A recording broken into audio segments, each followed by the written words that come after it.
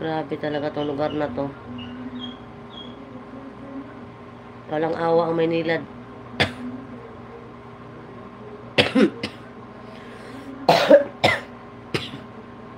Ayan na, umpisa na yung hika ko.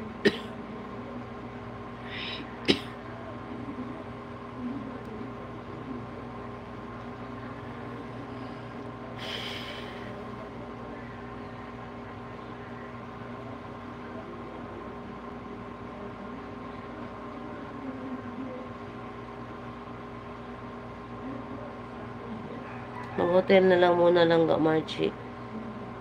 Open 24 hours na ang pupo, sabi nito ulit-tuloy. Na yan, mag-focus na daw siya sa YT. Napil din na naguro. Sino? Hangga Jess?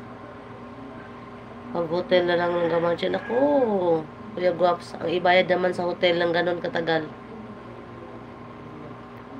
24 ano? 1 month na itong ganito ang tubig namin. Ito yung problema. Ang tanong, hanggang saan kaya ko? Mga tao dito nag-iigib. May puso kasi dito sa kanto. Kaya nag-iigib sila.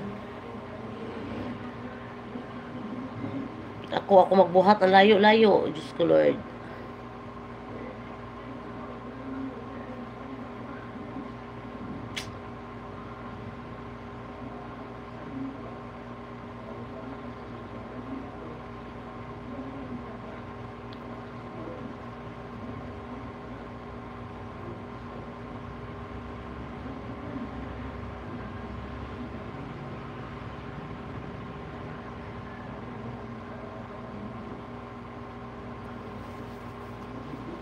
Punta. Buang. Tindan tubig. Amaw. Doon kami kumukuha sa kanya ng tubig. Mineral.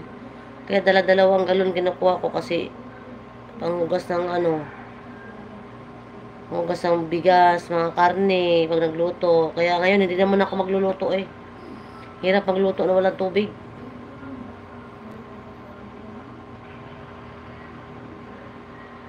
Sumakit tuloy sigmura ko sa kape.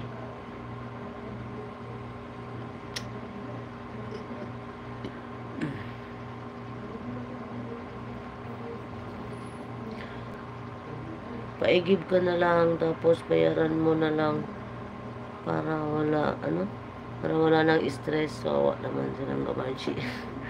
Sana, isangag na lang. Ay, ambot na lang, oy. Ay, nako. Lalo nakakapangit na ito. Wala ka na nga tulog, stress ka pa sa tubig, di ba? Grabe naman tong Manila na to. Grabe naman tong buhay namin dito, Lami na kay uwig, probinsya, gaw. Surrender talaga ako, gaw. Sabi ko nga, Gilmar, uwi na nga kami. Ang hirap na mga ganitong sitwasyon dito.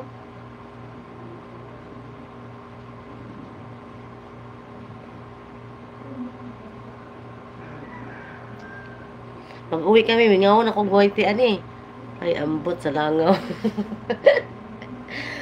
Ay, ambot sa langaw. Pila edad sa ok-ok. Best comment, bro, Ryan. Giatay. Sa may comment ni Ryan, ay.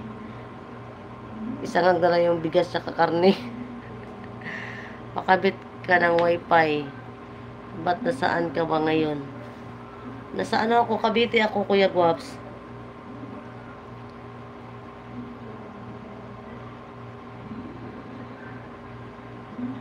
Pwede ba isangag na lang yung bigas? Wala na, naubos na yung coins ko. Ang tagal-tagal lang. Ang tagal-tagal lang, ang tawag ito? Trade. Ay, excuse me. Ayun, buti nakabawi. Uy, bawi naman, Pwede po ka adto sa Balaygaw, mag-YT. Na may wifi sa Balaygod, pero syempre, lahig yun yung wifi, YT na sa Manila ka nag-YT kay kay Samo, kay Kasaw. Dito pati naghagbata, Pero buyag.